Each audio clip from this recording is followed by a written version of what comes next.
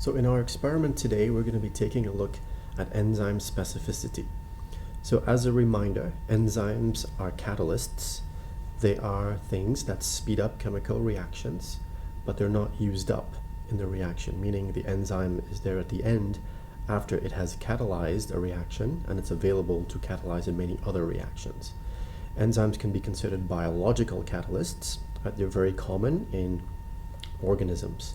The enzyme that we're going to be looking at today is an enzyme called lactase.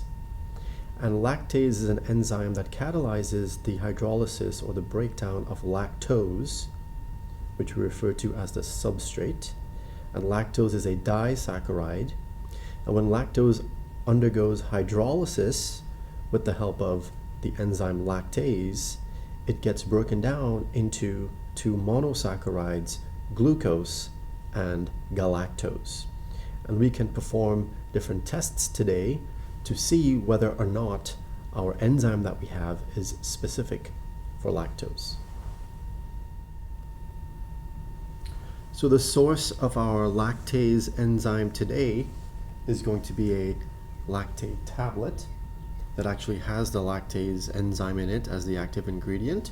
So we're going to take one of these tablets and we're going to grind it up into a fine powder using our mortar and pestle.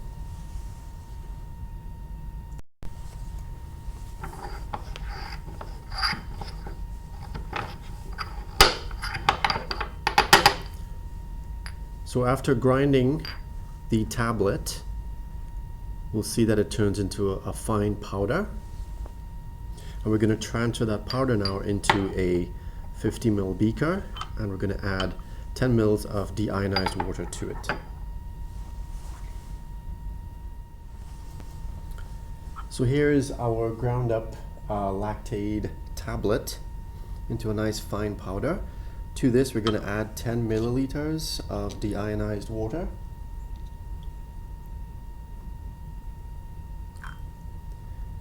And we're going to keep swirling this until we get as much of that solid dissolved in here as much as possible, right? So we're going to swirl this for about 5 minutes or so to get all the powder dissolved. So after swirling for about 5 minutes, we're then going to decant the liquid into a test tube.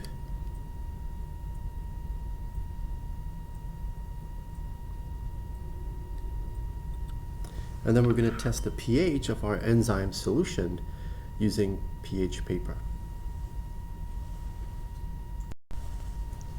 So we'll take our stirring rod, we'll dip it into our solution, and then we touch it to the pH paper, and then we match up the color that we see to our color wheel, and it looks like that color corresponds to a pH of just over 7, between 7 and 8.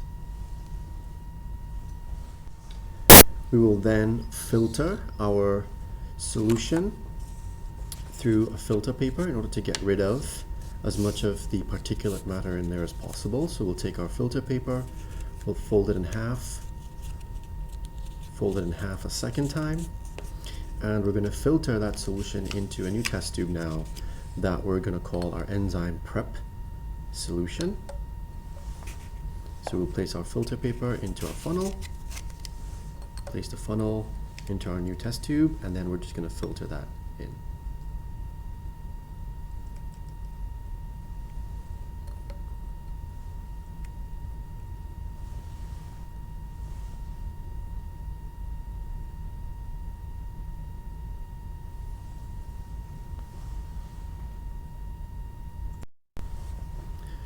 So after a few minutes of allowing the liquid to filter through our filter paper, we can take a look at our enzyme prep solution now, and you can see that it's a nice clear solution that we're going to use for the remainder of the experiment. This is going to be our source for our enzyme in the lab today, which is lactase.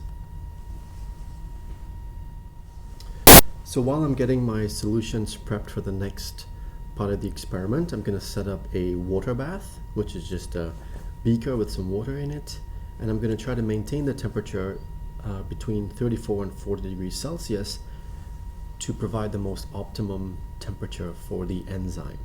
And I'm going to monitor the temperature of that water bath using a thermometer to make sure it doesn't get too high or too low. And in the meantime, I'm going to prep my solutions. So in test tubes 1 and 2, I'm going to place 2 milliliters of my enzyme prep solution.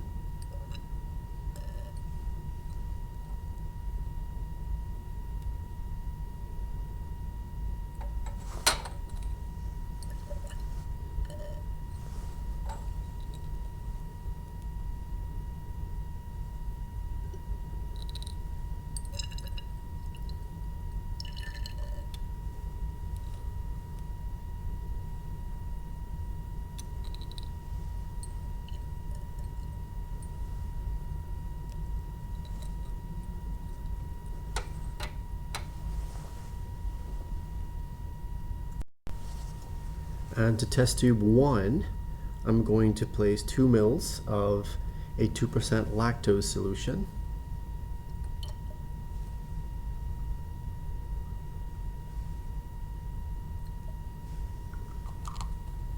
And in test tube 2, I'm going to place 2 mils of a 2% sucrose solution.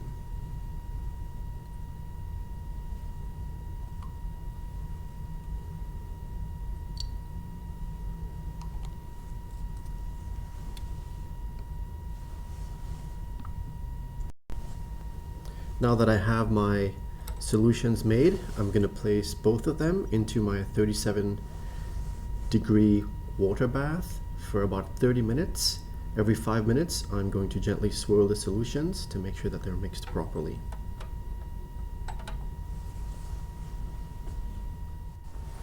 Okay, so after about 30 minutes have elapsed, after allowing my solutions to sit in that water bath around 37 degrees, I'm then going to transfer 1 milliliter of each of these solutions into their respective tubes. So according to your instructions, I'm going to take 1 milliliter of the solution from test tube 1, which contained the lactose with the enzyme, and I'm going to transfer 1 ml into test tubes 3, 4, and 5.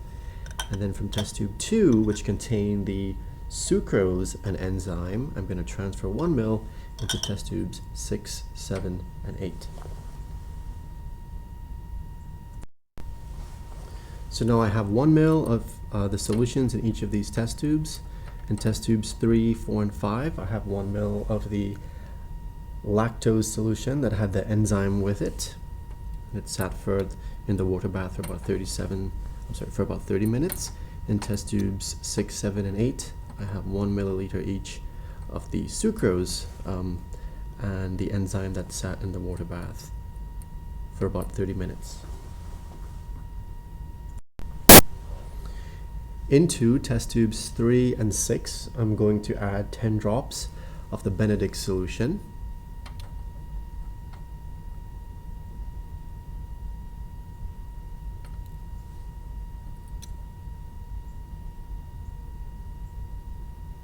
So you'll notice that the Benedict solution has a blue color associated with it. And after adding, make sure that you agitate a little bit to make sure it's mixed well. Into test tubes 4 and 7, I'm going to add 10 drops of the Seliwanov's reagent.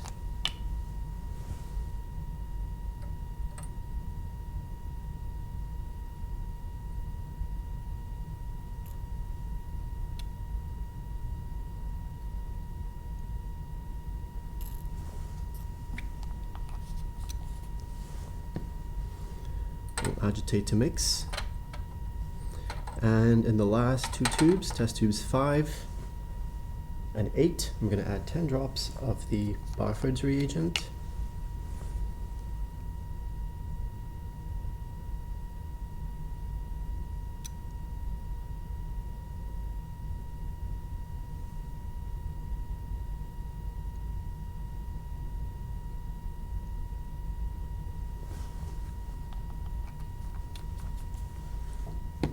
Agitate to mix.